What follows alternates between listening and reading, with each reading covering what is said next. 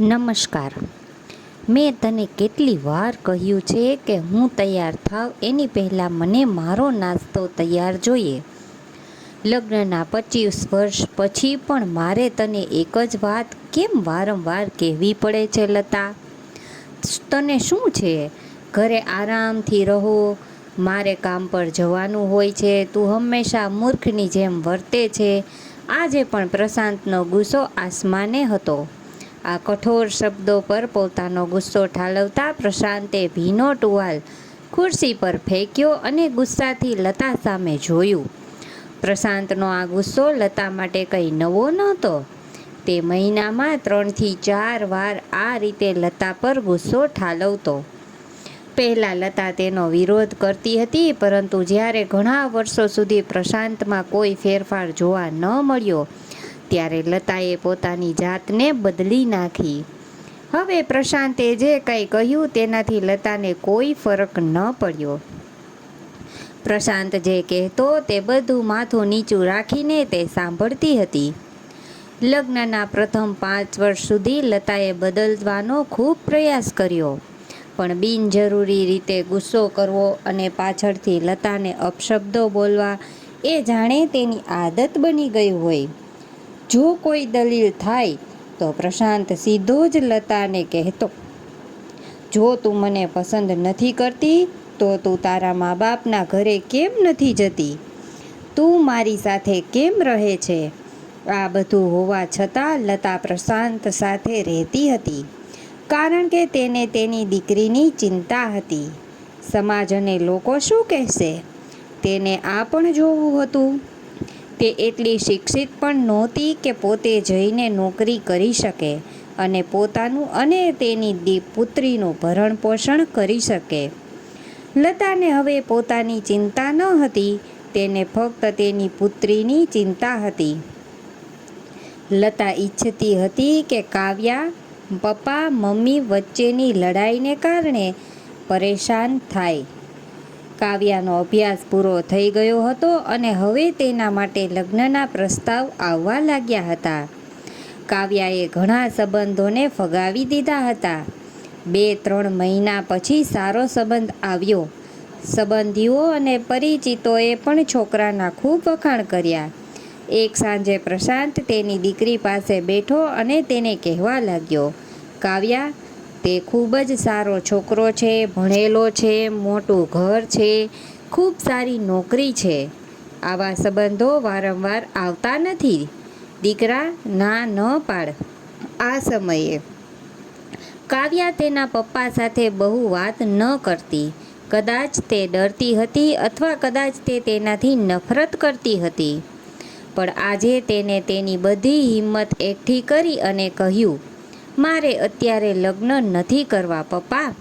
મારે નોકરી કરવી છે. મારે મારા પગ પર ઊભું થવું છે. હા, તો એમાં શું મોટી વાત છે? મેં સાથે વાત કરી લીધી છે. તે તને કોઈ વાત માટે રોકશે નહીં. તું લગ્ન પછી પણ કામ કરી શકે છે. તે તને જોબ માટે પરવાનગી આપશે. પ્રશાંતે કહ્યું, પિતાજી, શા માટે મારું કામ કરવું કે ન કરવું એ એમની પરવાનગી પર આધાર રાખે છે? કાવ્યાએ પૂછ્યું, હું શું કહું છું, તમને ત્યાં કોઈ પણની કમી નહીં હોય. આવા સંબંધો વારંવાર આવતા નથી, તેને નકારશો નહીં. ત્યાં તમે ખૂબ ખુશ થશો. પ્રશાંતે કહ્યું, પપ્પા, શું હું આ ઘરમાં મમ્મીની જેમ ખુશ રહીશ? કાવ્યાએ કટાક્ષ કરતાં કહ્યું, પપ્પા, મારે લગ્ન નથી કરવા, કારણ કે લગ્ન પછી એ છોકરો તમારા જેવો નીકળશે તો હું શું કરીશ? મને તમારા જેવો જીવનસાથી નથી જોઈતો, જે હંમેશા કોઈ કારણ વગર મારી પર ચીસો પાડે. કાવ્યાએ પોતાનું હૃદય ખાલી કરીને તેના પિતાને બધું કહ્યું. પ્રશાંતનો ગુસ્સો આસમાને હતો, પણ તેના મોઢામાંથી એક પણ શબ્દ નીકળતો ન હતો. તે કાવ્યાને સાંભળી રહ્યો હતો. આટલું બોલ્યા પછી પણ કાવ્યા ચૂપ ન રહી. આજે પહેલી વાર તે પપ્પા સામે આટલું બોલી રહી હતી. પપ્પા, તમે હંમેશા મારી માતા સાથે ગેરવર્તણૂક કરી છે. તમે તમારી ઓફિસનો ગુસ્સો મારી માતા પર કાઢો છો. ક્યારેય તેના વિશે વિચાર્યું નથી? તમને તેની પરવા પણ નથી કે તે શું અનુભવે છે. તમારી વાત સાંભળીને મારી માતાએ તેનું આત્મસન્માન ગુમાવ્યું. આજે પહેલીવાર પ્રશાંતને તેના વર્તનનો અહેસાસ થયો અને માત્ર એટલું જ કહી શક્યો, તારે જે કરવું હોય તે કર, હું બહુ ખરાબ છું. કાવ્યાએ પ્રશાંતનો હાથ પકડીને કહ્યું, પપ્પા, મને એક જ પ્રશ્નનો જવાબ આપો. શું તમે ઈચ્છો છો કે મારા પતિ તમારા જેવા બને? હું આત્મનિર્ભર બનવા માગું છું. પ્રશાંત કંઈ બોલી ન શક્યો અને ચૂપચાપ ત્યાંથી નીકળી ગયો. આજે તે લતા સામે સંકોચ અનુભવી રહ્યો હતો. ચાલતી વખતે તેની આંખમાંથી આંસુ વહી રહ્યા હતા. પ્રશાંતે આજથી પોતાને બદલવાનું નક્કી કર્યું. બીજા દિવસથી લતાએ તેના પતિમાં ઘણો બદલાવ જોયો. તે વિચારવા લાગી કે કાવ્યાએ જે હિંમત અગાઉ બતાવી છે, તે જો મેં બતાવી હોત તો કદાચ આજે પરિસ્થિતિ જુદી હોત. હવે કાવ્યા ભણીને સારી નોકરી કરવા લાગી હતી અને 3 વર્ષ પછી તેના માટે સારો સંબંધ આવ્યો. અને તેની વિદાય વખતે પ્રશાંતે કહ્યું, દીકરા, તું હંમેશા ખુશ રહેજે, કારણ કે તારો પતિ તારા પિતા જેવો નથી. પ્રશાંતના આ શબ્દો સાંભળીને લતા અને કાવ્યાની આંખમાંથી આંસુ વહેવા લાગ્યા.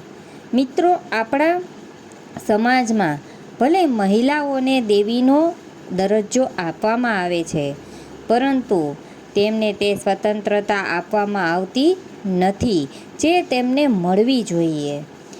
તેમને બાળપણથી જ કહેવામાં આવે છે કે તેઓ કોઈ બીજાની સંપત્તિ છે.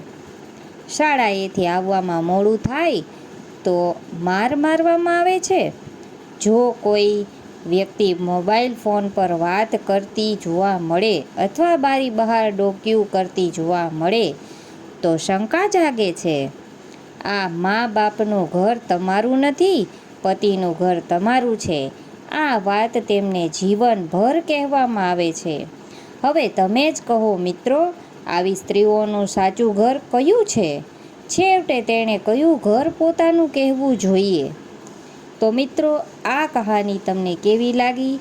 જો તમને આ કહાની સારી લાગી હોય તો સ્ટોરીને લાઈક કરજો, શેર કરજો અને ચેનલ પર નવા હોય તો સબસ્ક્રાઈબ કરજો. ફરી મળીશું નવા વિડીયો સાથે. ત્યાં સુધી જય શ્રી કૃષ્ણ.